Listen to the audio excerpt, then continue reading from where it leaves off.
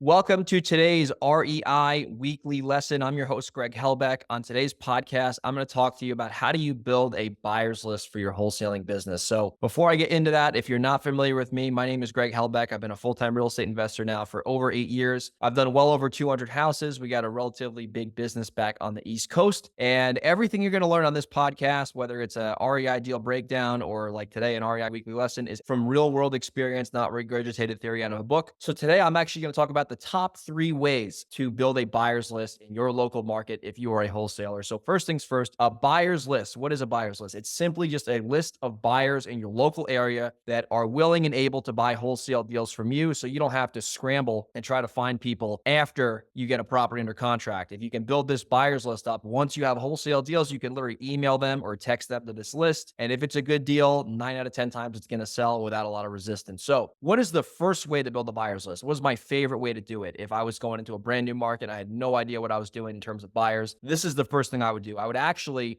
go on Facebook, and whatever area I'm in, I would go to a local Facebook group. Most likely they're all over the country if you're in a relatively popular city. If you're in the middle of nowhere, you might not have it. You'll have to go to your closest local area. But for example, in the Hudson Valley, there's a big Facebook group. In Reno, where I live, there's a big Facebook group. So I'd find the local Facebook group for real estate investing, and I would do a few things in that Facebook group. The first thing I do is I do keyword searches. So I would actually go inside this chat bar or the search bar on the Facebook group, and I would look up the keyword cash buyer, right? And I would hit enter, and then any post that was made regarding cash buyers, whether that was another wholesaler selling a property or a cash buyer looking for a property, I would look and see the people in there and see if there's email addresses you can copy and paste into an Excel spreadsheet or a Google Sheet. That's the first thing I do, a cash buyer keyword search. If you're in a big area and the Facebook group has over 1,000 people in there, you're probably going to get some good success just with that. Second thing I would do on the keyword search in the group, at Gmail, at Yahoo, at AOL, basic email addresses, because what that will do is if a wholesaler in the past posted a deal on Facebook in that group and a buyer responded with their email address, you can go back and see in all those posts what buyers reached out to whatever wholesaler that was for whatever deal that was in the past, which is a pretty good indication that they're probably still buying properties in the future. So I would just copy all those email addresses. That's like low hanging fruit, like easy. You don't have to make any posts on that. You just literally search in there and get some buyers that way. Regarding that Facebook group is I would actually just make a post. I would say, hey, I'm a wholesaler. I'm going to have some properties coming up soon, looking to get,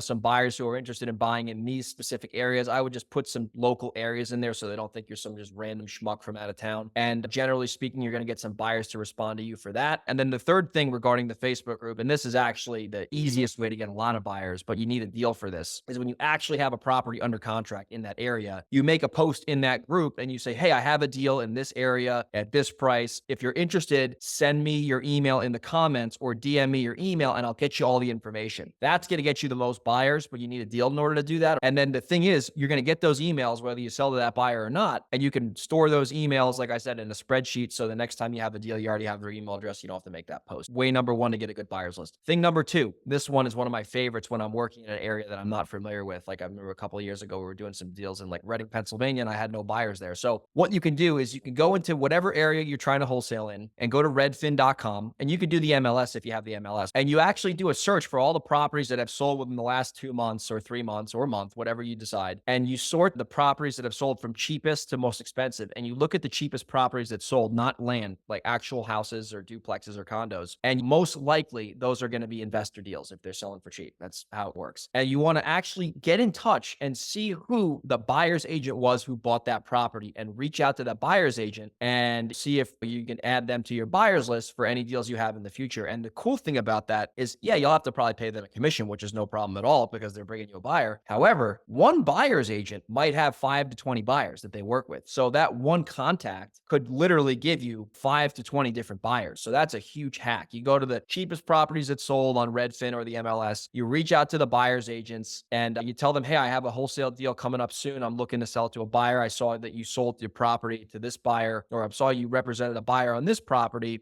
do you think they'd be open to buying this property I have over on whatever street? So reaching out to buyers agents who've represented buyers who have bought properties. That's a huge way to find buyers in any city. And a lot of these buyers agents are going to be super cool because they're literally getting a call out of the blue from somebody who has a deal. So it's just a really easy way to get a decent pool of buyers through real estate agents. And then the third way to find buyers is actually scraping public records and using software to find buyers. So there's a tool called propstream.com where you can actually go on there and do a search of all cash buyers who bought properties in your area. A lot of those buyers are going to be in an LLC. So in order to find out who the owners are, you'll have to research the LLC and probably find the managing members or the registered agent. And that's a little bit more work, but you can definitely find people through that. If they bought the house in cash and it was in their personal name, you can literally just skip trace them and get their cell phone number and call them and see if they'd be open to buying properties. You can use a tool called investorlift.com. It's just a huge database of buyers. You can directly reach out to buyers through that. I think they're in that software. You can see their valid phone number if other investors have reached out to them. So that's a really easy way to find buyers. And then also another thing you could do, and this is a little bit more in the weeds, but you can look on Zillow or Redfin once again, all the properties that sold for cash. And then you can go into your local county recorder and see who the LLC was through the public record and then see if you can get their information that way. So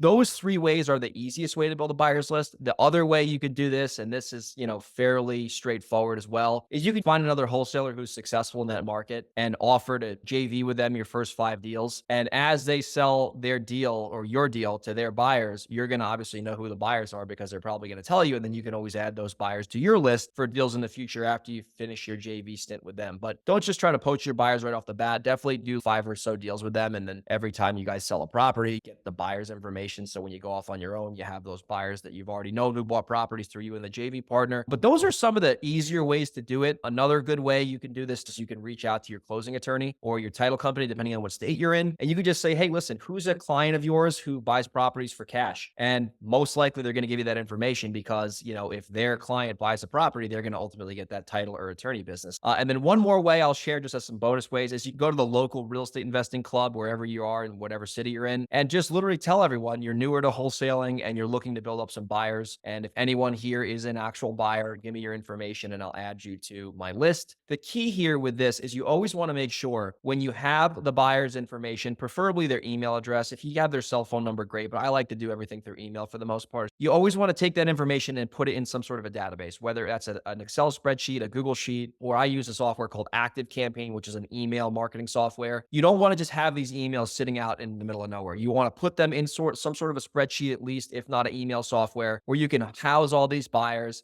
and update them. And you want to have it in an organized file. So you're not like shuffling like a chicken with your head cut off every time you have a wholesale deal. So make sure you keep good records of these buyers. And if you do these things I mentioned and you do them for a while, persistently and consistently, you'll have a great buyers list and you'll have no problem selling your wholesale deals to those buyers. Obviously, if it's a deal. If you have a piece of crap property and the numbers don't make sense, doesn't matter how good your buyers list is, no one's going to buy it. Hopefully you got value from this podcast. If you did, you could do me a solid favor and review this podcast on whatever listening platform. And if you're watching on YouTube, if you can just like the video and subscribe to my channel, it would really mean a lot to me. And shameless plug, if you are local to the Hudson Valley, Reno, Delaware, or San Diego, and you have a house you want to wholesale to me, I am a buyer, wink, wink. Or if you want to just wholesale it with me, if you want to just JV wholesale it, I can also help you with that as well. So if you have any property you want me to take a look at, send me an email, greg@velocityhousebuyers.com, or you can send me a private message on Instagram @grego37. I hope you got value from this, and I will see you on the next REI Weekly Lesson.